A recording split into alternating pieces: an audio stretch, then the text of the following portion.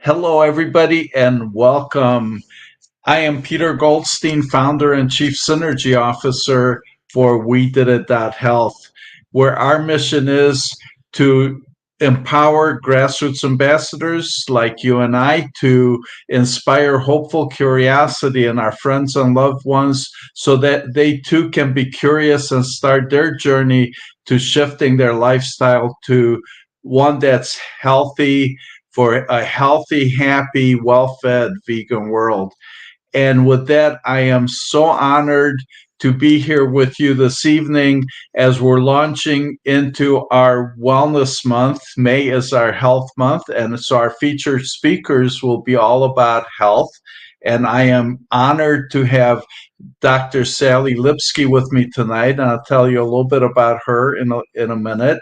Later on this month, we'll have people like Dr. Furman talking about a nutritarian diet, Dr. Clapper, whose special mission is to help bring nutritional education to medical schools. Imagine that in the United States, at least, very few doctors get any education on nutrition, and it is absolutely so very important. So that's just a preview of a couple of people that we'll have this month. We'll have numerous other guests looking at various aspects of health and nutrition, and you'll enjoy seeing all of them and learning from them all. So with that, I am happy to have with us tonight Sally Lipsky, PhD, and her talk is "What is whole food plant-based eating and why is it important?" And there's a lot of confusion around labels such as vegan and plant-based and whole food plant-based, and Sally will help shed some light on this. So Dr. Lipsky, Sally Lipsky, she's a PhD. She's also a late-stage cancer survivor, a plant-based educator, a speaker, and author of Beyond Cancer, The Powerful Effects of Plant-Based Eating. In this special presentation, she shares how you can understand the distinctions between vegan and whole food plant-based eating, understand key health promoting components of a whole food plant-based lifestyle, and help you become familiar with simple steps for meal preparation. Sally is passionate about a plant-based nutrition and how it impacted her life. With an extensive background in adult learning, Sally presents practical steps and tips for those unfamiliar with the whole food plant-based lifestyle and how they can easily incorporate it into their lives to improve health and wellness. In addition to her book, Sally is founder and president of the nonprofit Food for Health and leader of the Plant-Based Pittsburgh group with the mission of creating communities of health-based and plant-centered food choices. So with that, I would like to welcome Sally, Dr. Lipsky here, and welcome, Sally. That was quite an introduction. Thank you. I'm honored to be with you, Peter, Chief Synergy Officer. This is an honor. Yes. Well, I'm honored to have you with us, and you're such a wonderful leader and educator, and of course have been very influential in Pittsburgh and helping people shift their lifestyle for health. And certainly we're very honored in that you've also participated in creating our certification program. So with that, we invite people to sign up and become part of our certification program, get certified as a plant-based ambassador, go through communication skills and practices, and so please join us.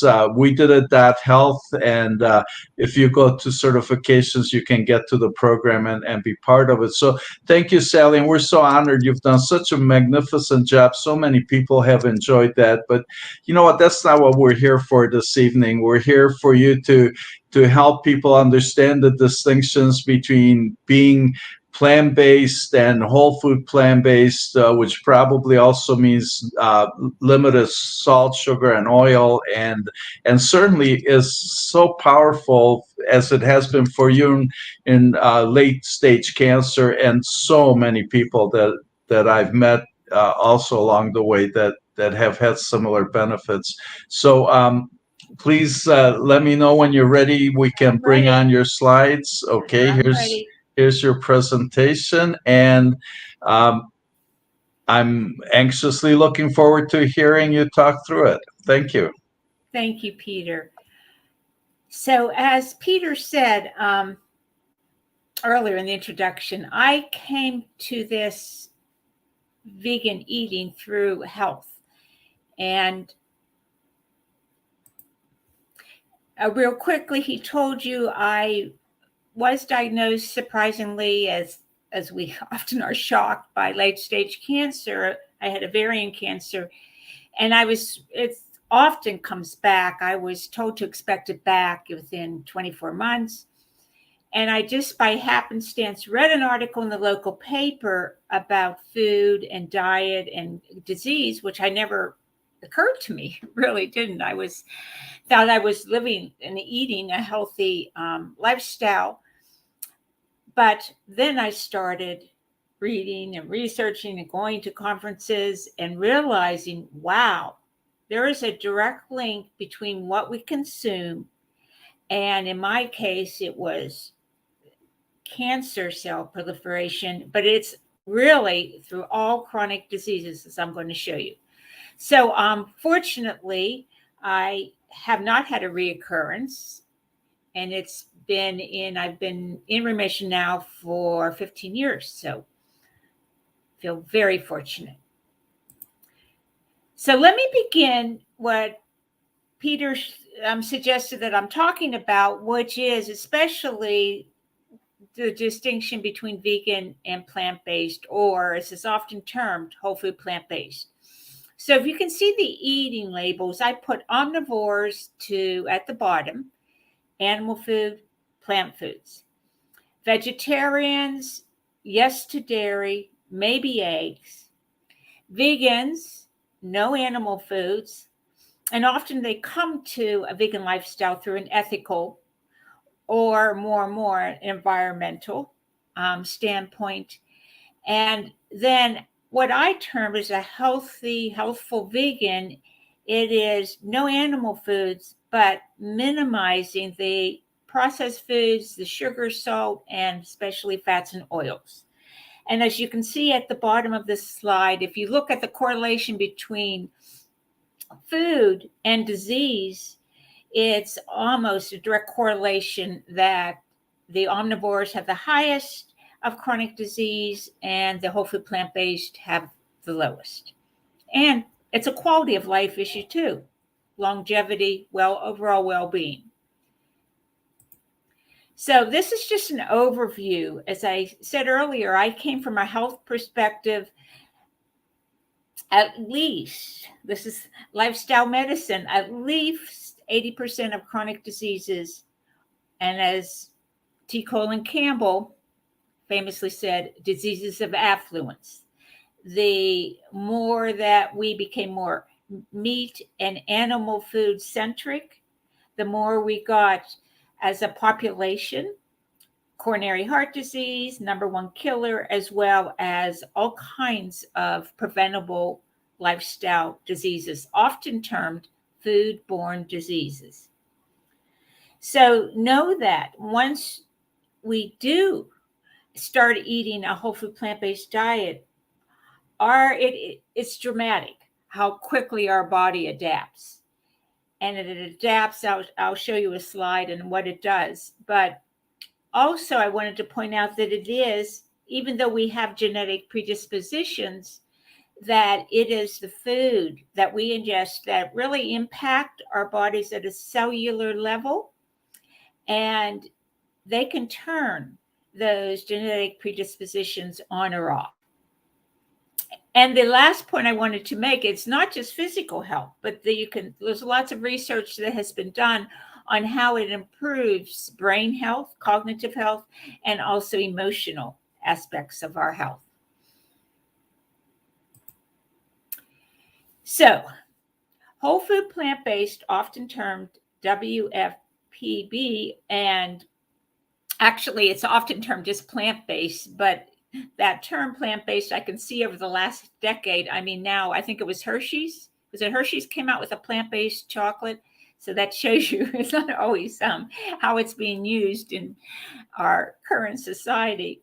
But what it means is eating multicolored. And I put multicolored because it is those different colored plant foods really have different vitamins, mineral, nutrients. And when you eat a multicolor over time diet, it really, the synergy of how these plants work together to really maximize our nourishment and our nutrition. So the 4 food groups are grains, vegetables, legumes, and fruits. And I think a lot of people, when they first go on a whole food plant-based diet, their perception is, oh, I'm going to have to eat salads all the time. And you'll find out you can't do that. You can't insist on salads alone. But, and there's no one food. That's the other thing, that there's no one food that, is so important. If there's something you don't like, I always say, that's fine. So as why is it so important to eat a multicolor synergy and mixture of plants? Plants have what are called phytonutrients. And the 4 aspects of phytonutrients that are so important for our health are the anti-inflammatory. So we often hear about inflammation, especially with COVID. We've heard more and more about immune system and inflammation. And antioxidants. 64 times more antioxidants in plants than animals. And the last is really important. The whole food plant-based, it's fiber. And I just wanted to show you from, this is the T. Colin Campbell Center for Nutritional Studies, but this shows you the same amount of calories of plants. And these are the whole food plants, the tomatoes, spinach, lima beans, peas, and potatoes versus the animal products. And you can see that clearly the plants win out. And I'm sure if you have eaten plant-based or vegan or tendency to do that, people are already asking you about, we'll talk about that. Where do you get your protein? How do you get all kinds of things? But you'll see here that the protein is essentially equal. The calcium, it's amazing, the calcium. Well, I have a slide on that in a little bit here. But you can see magnesium, folate, all these important nutrients. And the ones that we want away from, such as the cholesterol, there is none. So, as I mentioned, protein, we're sort of fixated on protein. This is the recommended. At the top, you will see the recommended daily. If you want to figure out, it's 36% of your body weight in grams of protein. So for the average male, it's 50 to 60 grams, and the average woman, it's 40 to 50 grams. So, if you take 36% of your weight. And you can see on the right side there, it says what are average eaten. And even, as we know, the vegans get more than adequate amount of protein. And it looks like this, my chart didn't come out lined up like the way I had it in the PowerPoint. But you see, yeah, I had no idea when I started this that the broccoli has protein, Well, spinach, we're pretty sure of, those who remember Popeye. But some of these things, the pastas, potatoes, you just don't realize till you start looking on the labels. Wow, there are proteins, and it adds up pretty quickly.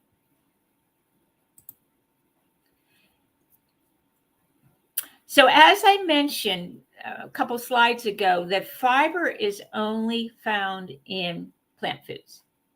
And we know that fiber there is a relationship between fiber and chronic disease. The lower the fiber, the more likely it is that you will get a chronic disease. That it is related to amount of fiber is related to diabetes, obesity, so all of those things that I have listed there, high blood pressure. Again, the minimum amount of fiber recommended by the government is 25 grams for women, 33 grams for men. And this research study that I'm referring to of almost 13,000 Americans, less than 3% of the population got even the minimal amount of fiber. And it's crazy, and that we know if you're a whole food plant-based, you're getting so much fiber. Yes.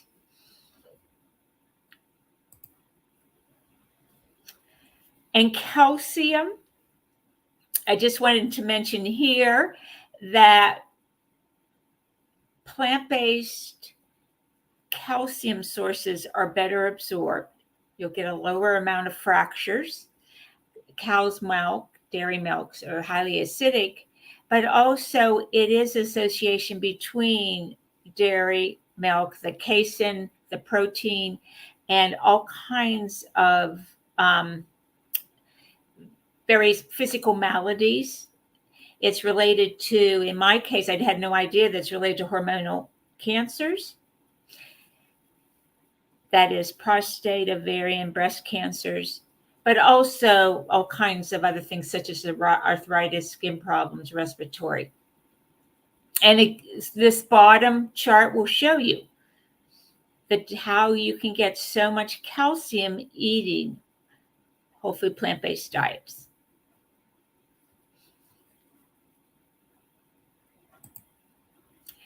And this one I want to spend a few slides on.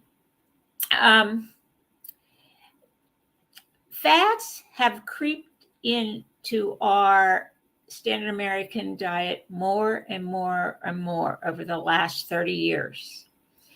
And we also know that people who eat a lower fat diet tend to have lower disease. One reason is that all oils, are very, very highly processed, that they are very inflammatory. They go right to the endothelial lining and the coronary arteries, high blood pressure.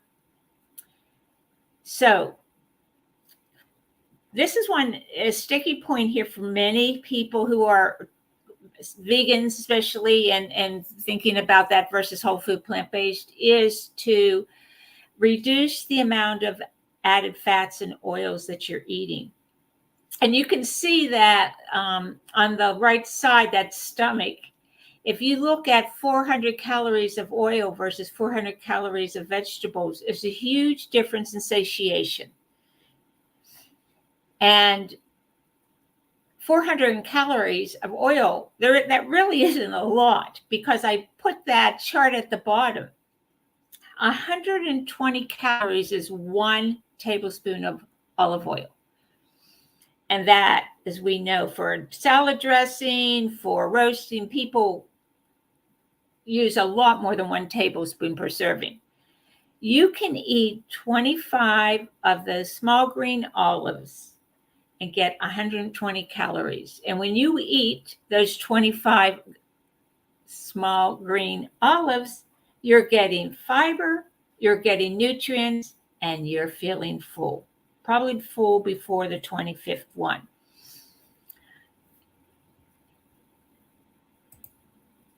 So this is what, just to give you a little background, why is this, even olive oil, people are thinking all this touting of, there's no healthy, for the body, there's no healthy oil. And the reason is that when you're eating oil, it's very similar to when you're eating something like highly salt, very sugary things, that it goes right to that brain that triggers, pleasure, happiness. This is good. But what it has, no more than a half hour after a meal, it starts getting, as I said earlier, that flow, that endothelial lining, that function in your arteries, right? It's decreasing it, it's slowing the digestion, and it's converting itself to fat and cholesterol. And it can greatly impact our gut bacteria. Okay, and all of this, of course, is added inflammation in our body, which we want to avoid. So this is one chart that shows you over the 40 years, shows you the amount of added fats, oils, dairy fats that we have eaten over these 40 years, and it has increased. It's in a lot. It really is.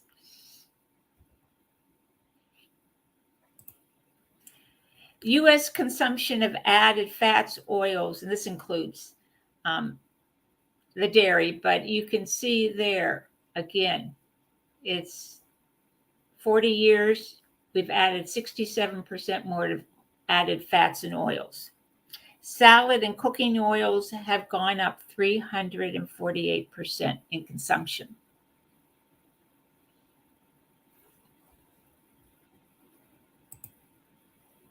So I put this there I looked up Dr. John McDougall, and he has some, I think, very handy ways to cook.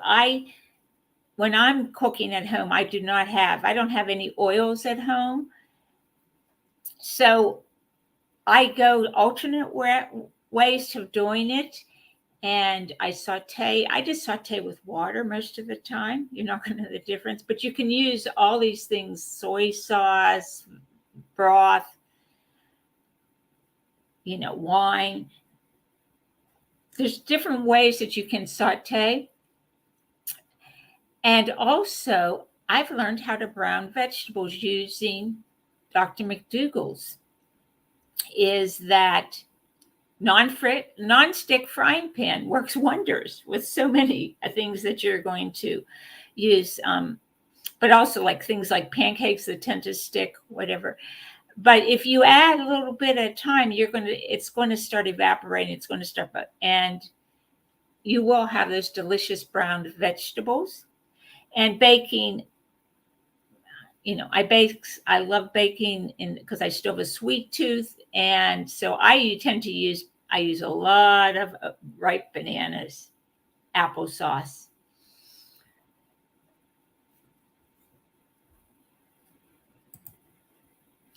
So let's go a few slides here. And it's like, okay, I mentioned I'm going to give you some practical, what tends to work for me. So when I was getting my certification from the T. Colin Campbell Center for Nutritional Studies, this is what he came up with. If you are going to optimize your health, this is 80% of your daily calories can come from complex carbohydrates. That was like an eye-opener to me, because that is going to give you the complex carbohydrates. Those are all the grains, tons of different grains, all the legumes, the peas, the chickpeas, lentils, beans, and all the starchy vegetables, the zucchinis, the pumpkins, the squashes. Those are going to fill you up. They are going to provide fuel for you, so you move from grouch your day, and they have the fiber. You only need 10% of your calories from protein and 10% of your calories from fat. And that is fat primarily from whole plant, not the oils, as I said earlier, the olives versus the olive oil. So that's what optimizes. I have done mine looking at calorie counts, and, I still have a proclivity for dark chocolate. Some of mine. But I also wanted to show you this chart, why complex carbohydrates. A lot of the goods, a lot of the foods, vegan type of foods, are not based on complex carbohydrates. They're based really on the simple, more refined carbohydrates. But those complex carbohydrates really, as I said here, get you moving. Keeps your blood sugar at a nice level, and it's going to keep you full. So as John McDougall says, you're on a starch diet.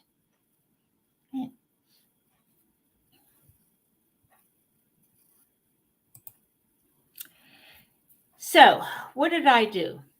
Because I don't like to cook. I always say I assemble more than I cook. I judge recipes by the length. And I tend to go with, I think many people do, with you're eating, if you're at home, you're eating the same thing. You tend to find what you like.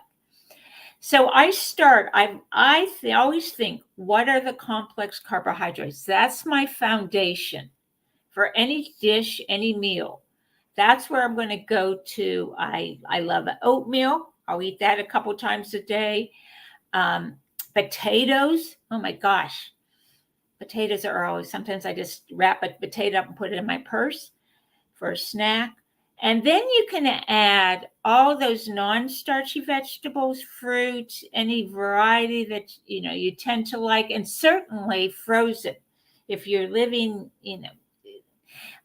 in the northern areas, like I am, a northern state, you're not going to get fresh. And if it's shipped in, it oftentimes you don't realize how the shelf life, but frozen or flash frozen. So they keep the nutritional value overall. And then you add the flavoring.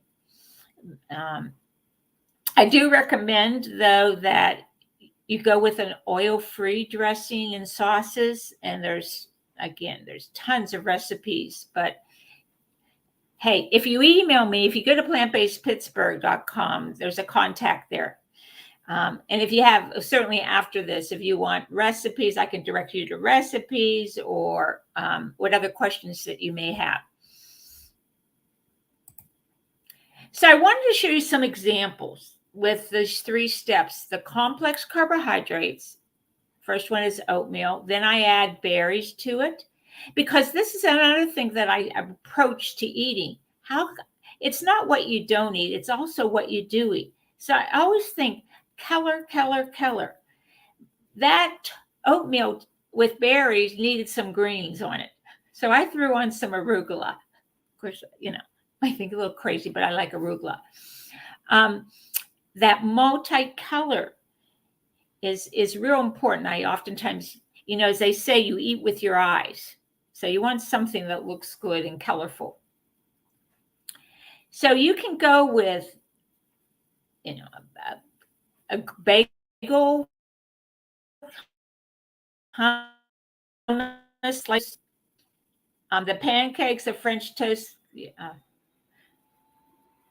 If you want to fuss a little bit more, if you like to cook, sure.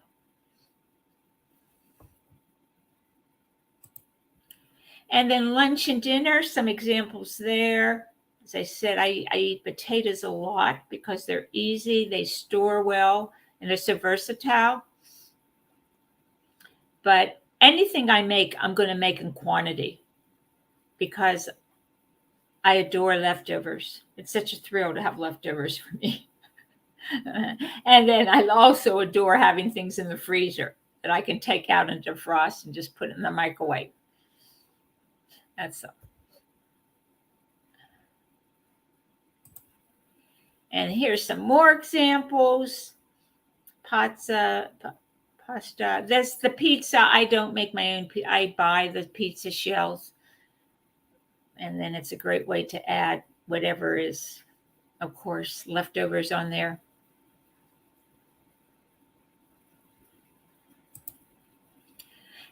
And one-pot meals.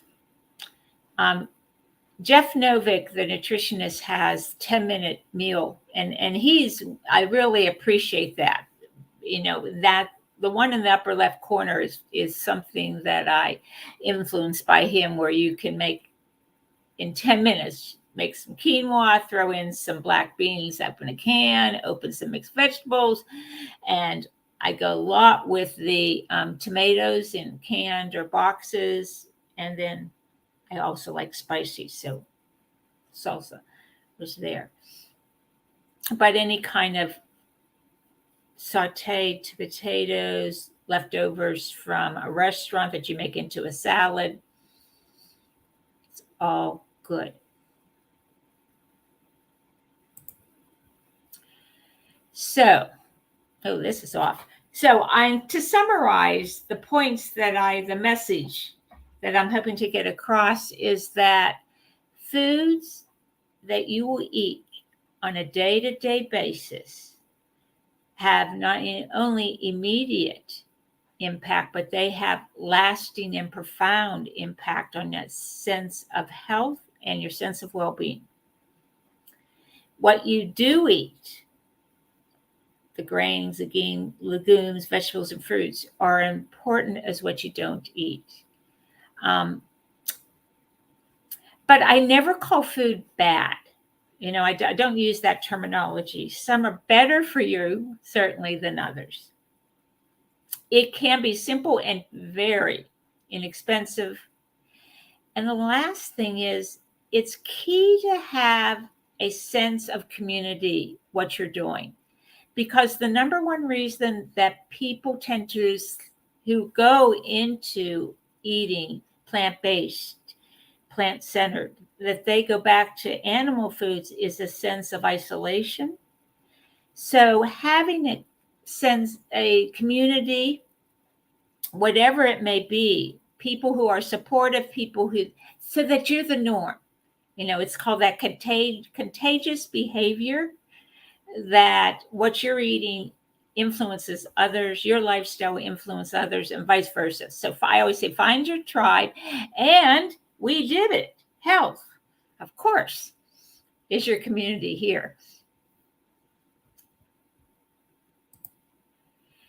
So I'm going to ready here to take any thoughts that you have, any questions that you have, feedback from you.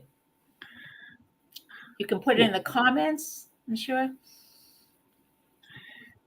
Yes, Sally, that was a beautiful presentation. Thank you so very much. And we have lots of people from all over the country who are saying hello and chiming in with us. Washington, Chicago, Texas, just to name a few, and everybody's excited for this presentation. Let me remove it so we can see you much better. And we do have a couple questions. And let's see. We have a question here from Vegan Pundit. Does age affect protein synthesis? Can you address that? Well, I have heard that also, that you age, you need more protein. Look up, there's a video, Michael Greger and nutritionfacts.org addresses that. Okay. He will give you straight from the research on that. But there isn't a lot of effect, according to him. So go to that and get from his mouth what he says about that. He's Absolutely. more qualified than I am. Yes, and he's amazing, and his organization is phenomenal, and I'd love to say something about it. I've seen him talk a couple times, Dr. Greger, and he has this really great sense of humor. And he says that the mission of his organization, nonprofit, is to review every nutritional study in the English language. So they look at every study. They look for things like, is it a sponsored study? Is it biased? Is it peer reviewed? Is it valid? And they sift out the valid studies and then summarize and synthesize, and the website is amazing. You can search anything and everything that you could imagine on nutrition and health, and it's all, of course, plant-based, whole food, plant-based. Let's see, another question here. Well, this is more of a comment. Vegan Knowledge JJ, she's loving your presentation. It explains everything, starting with what whole food is, and just she's loving it and says thank you. Thank you. Yeah. Um, let's see. Then we have a bunch of people saying hello. Hello, everybody. And here's another question from Rebecca Allen. Uh, do you have a favorite gluten-free pasta? Chickpea pasta is the one I go to most often, but I've tasted black bean pasta also. So if I said that, chickpea, yes. So do you have problems with it falling apart? As No, I can't I can't say that I do. Is it because you're cooking it too much or overcooking? I always have my pasta. I like it really al dente, so I always prefer to undercook. I don't. I do. It tastes better to me that way. Excellent. So we also have Angela, Dr. Angela Crawford, appreciating your presentation, and thank you for being with us, Angela. Thank you, Angela. Yes, she's Yeah, wonderful. she is wonderful, and she's written a book that we based our certification training, your work on with us, and 7 best practices to inspire hopeful curiosity with our friends and loved ones. Um, so everybody, thank you all for being here, and we certainly have plenty of time for other questions. And I have a couple comments. I would like to you've talked about color, Sally, and I've heard doctors talk about how different colors are indicators of a variety of nutrition. So different colors are from different nutrients. And eating the rainbow is what we want to look at to get all the variety of nutrients. Right. Yes, absolutely. Yeah. And you can even, those who are, if you want to look at that, go on to Physician Committee Responsible Medicine, pcrm.org, and they actually have a chart on eating the rainbow, and they show you different colors and what different foods and the nutrient that you will get. Beautiful. So we also have somebody asking for you to talk about smoothies. Okay, that's a good question. Are smoothies recommended? Yes and no. Okay. They always say that eat your food, chew the food for maximizing, chew it well for the nutrients, as opposed to drinking. So, having said that, smoothies can be a nice way to, if you have digestive issues. I have smoothies a lot, and you want to put a lot of greens in. So, are they recommended? They're fine, and they're good. They can be very healthful. Don't rely on them. I guess that's what I'm saying. And if you make smoothies, make chunky ones too. The chunkier ones you can do that really add that chewing aspect into it, the digestive enzymes.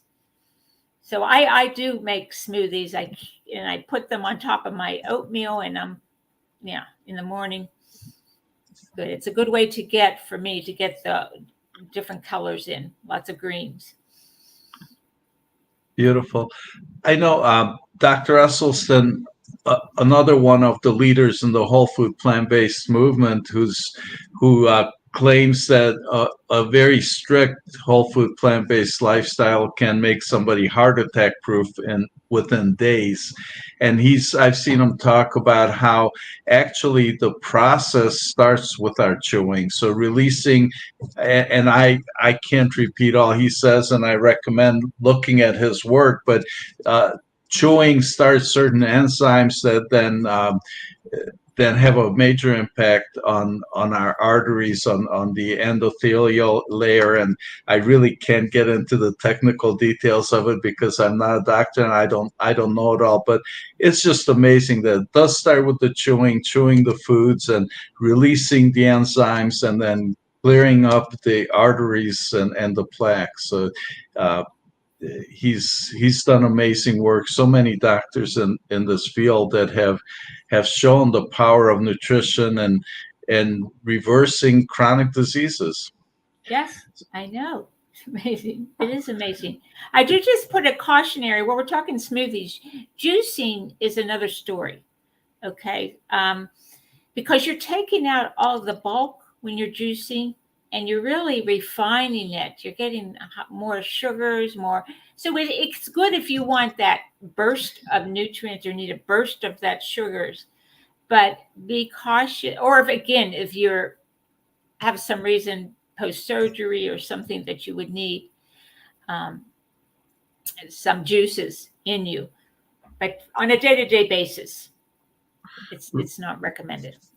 Right. So, like orange juice is an example I remember hearing about is how eating an orange with all the fiber and drinking Yeah. orange juice, the difference in how hypoglycemic it is. Yes. And is that the Yes. Yes. technical term? It's so Yeah. if Right. you're drinking orange juice, all the sugar just rushes into our blood system. But eating the orange with all the fiber and slow release of the sugars and everything makes a huge difference. Right. Yes. Yeah, oh, and so just as I'm saying this, we have what about juicing fresh organic veggies and fruits? So, I'd make a smoothie over juicing mhm. because you're going to keep that fiber. You're going to keep the skins in. You're going to keep. Um, so I think I would make a smoothie more than Mhm. juicing. Yeah, yeah, and talking about fiber, I'm just amazed. You cited that only 3% of American population has enough fiber. And of course, that's most of those are whole food plant-based people. So exclude Absolutely. whole food plant-based consumers, and that means virtually no American has enough fiber. And it's just amazing how the thought process, the marketing, the publicity is all about protein. Eat more protein, eat more protein. And I've also heard that there's virtually no such thing as a protein deficient American. Exactly. Except for alcoholics. The main driver for our alcoholics. And that study I referred to, there was a group of teenage boys, I'm going to say 14-year-old, that had like on a daily basis had almost no fiber in their system. It was, yeah, it's incredible how much, how, and we get, that's what we think is norm, Mm-hmm. and that fiber it's taking, when we eat something, the fat, you want the fiber because you want to absorb the good nutrients, but you want what the excess or the toxic or whatever is going, you want to eliminate it. Yes, Yeah. yes. Amazing information. And the whole food plant-based lifestyle is all evidence-based. So everything Yes. that you're speaking about, everything on Dr. Greger's site, everything that PCRM and Dr. Esselstyn and Ornish and McDougall and Furman, it's all absolute scientific, peer-reviewed, valid studies. And there's tens of thousands of these studies that Absolutely. show all the various aspects of nutrition and health. Um, We need to go back to peasant diets. Peasant diets, yes. Mm-hmm. Yeah. Yeah, think of the China study with T. Colin Campbell he did in the 80s. That was just, yeah. Yeah, you want to talk about that a little bit, Well, he Sally? showed that, well, it was, he wasn't actually looking for it, but his another Chinese scientist and him, they were studying the population, and he just noticed that this is where he saw the animal protein, the part of the rural China where really didn't. It's like the blue zone. Can I just say the China study and the blue zones are very similar. If you know the blue zones with Dan Butner, it's like the populations that eat, if they eat meat or see an animal food, it's like celebratory. It's like how it used to be, more expensive, less widely available. So we'll eat it, we'll have that steak on your birthday in 2 months or something. And the populations who ate the grains, the beans, the legumes, those are the populations that really fared much better. Yeah. Yeah, I have more doctors have switched to being whole food plant based than for the reasons of the China study. They read the China study, and that's what convinced them. And these doctors that are science based and evidence based and want proof, absolute proof and evidence of everything. More of them I've met that have switched to being plant based because of the China study. Yeah, it's Uh, powerful. It's it, it's amazing. it's Yeah. amazing, and it's from what I understand, it's the largest epidemiologic study ever, and I believe they reviewed death certificates, death records, and they came up with the conclusion. They found that people weren't dying from cancer and heart disease, and in rural China. Uh, a few decades ago, and of course, everything has changed now that so much of the world is eating more of an American Yeah. diet. It's, Yeah, yeah. What we have this exported. Yes. we have exported the chronic diseases. Mm-hmm. So we have a question here about supplements. Okay. B12, um, 2.4 micrograms are recommended a day. So you want to take a B12 supplement and maybe a vitamin D3. I would recommend, especially if you live further north, like I do, but it's often recommended. Those are, and if, this is another one. Go to nutritionfacts.org. I wish I could put Michael Greger you can upload the PDF of how much he recommends and the type of B12 and D3. And if he recommends DHA, all those, that's a good source. But yes. So Right, yes, and any kind of, if you're asking for brands, yeah, I don't think there's well, any particular that I know. right, and most doctors really say that we get all the nutrients from a whole food plant based diet that we could ever need. So, with the Right. exception of B12, from what I understand, Yes. because we'd have to eat dirt to get that. I believe I understand that animals, as they eat off the ground and take in the dirt, they do have the B12s, but certainly we can get that out of supplements, Right. and Right. don't need to be torturing animals and killing animals and all that suffering. Let's And see don't what harm we. yourself with doing too many supplements. That's also there. You can do yourself harm with over supplementation too. I'm sorry. Did you say you can or cannot? You can, You but I can. think it's not one of those. An item is usually better tolerate in the body when you eat it as opposed to supplements, whatever it may be. Garlic, I see, some people take garlic supplements, put it in your food. It's better tolerated. Yes. Well, moving on here, we have Anne, Conversations with a Friendly Vegan. She's a lovely person, and she does some beautiful work with that. And she says she's curious if you get any pushback. Imagine that. No, there's no such thing as pushback. Any pushback from other nutritional professionals and physicians? And if so, how do you deal with them? Well, that's a huge question, and that's worth a whole big conversation. But Sally, what's your experience with that? When I first started this, when I'd go to my oncologist for my visits and checkups, and they're excellent, but as I said, they just they don't have the background, as you mentioned, in any kind of nutrition. I got excellent care, excellent treatment. They didn't discourage me.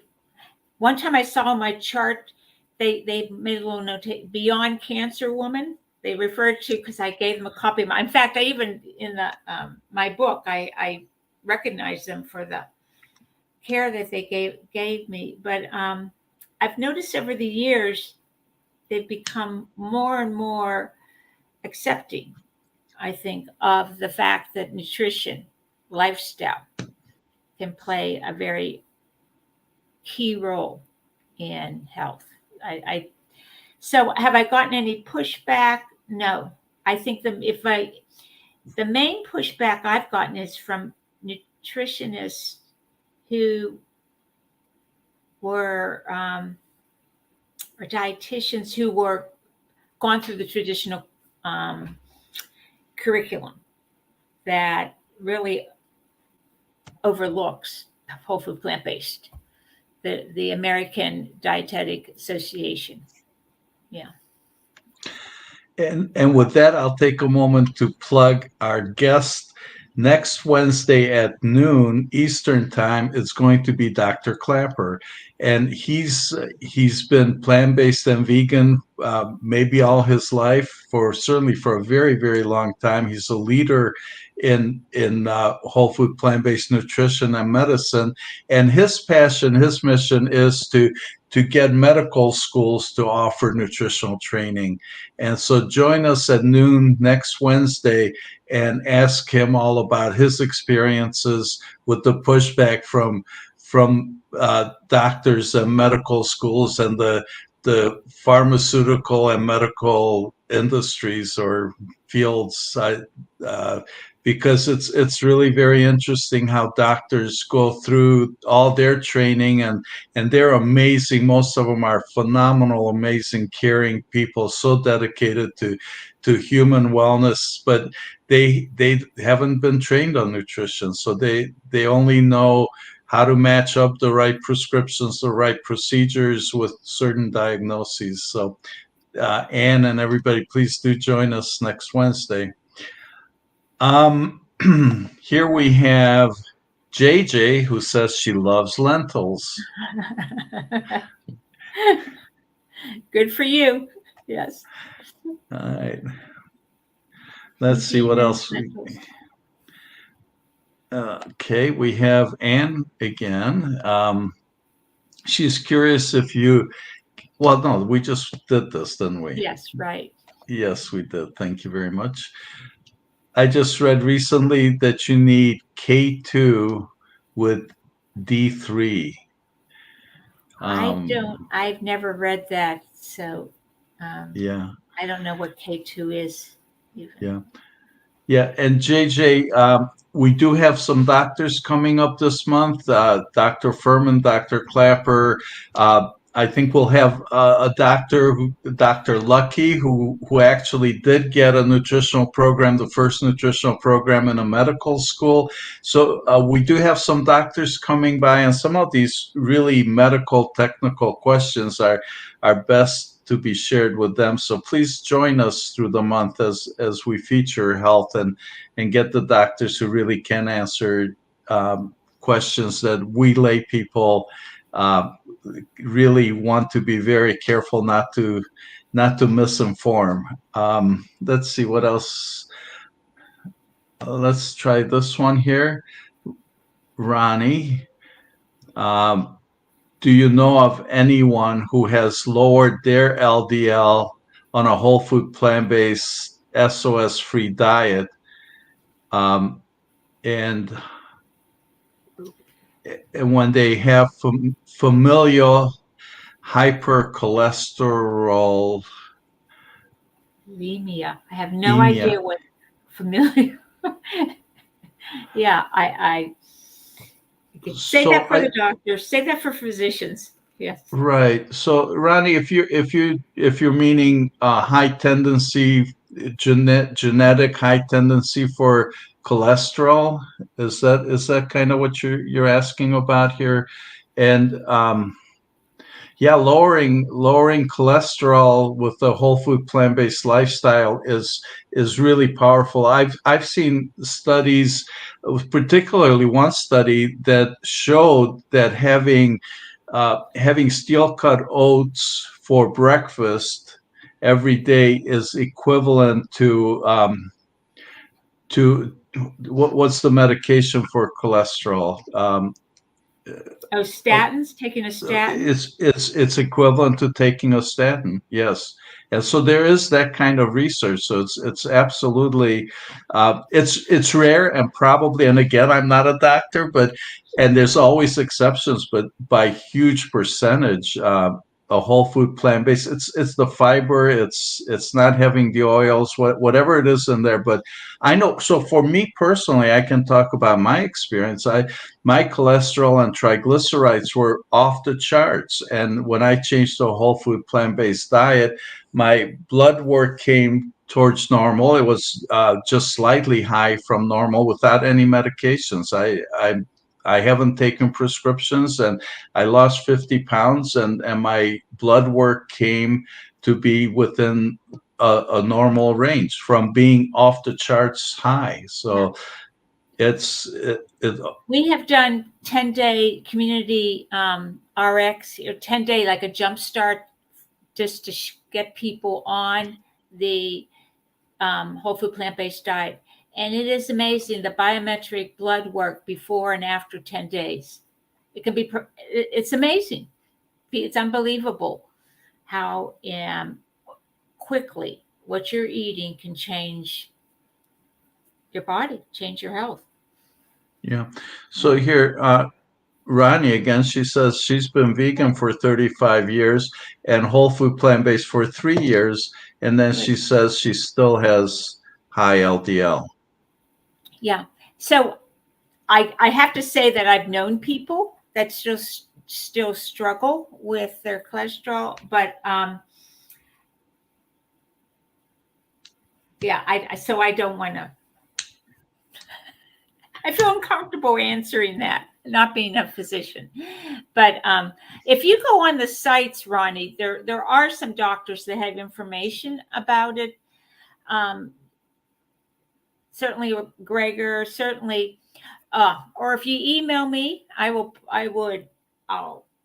steer you in that direction. But type in for nutrition facts, the McDougall, Heston, John McDougall, MD, and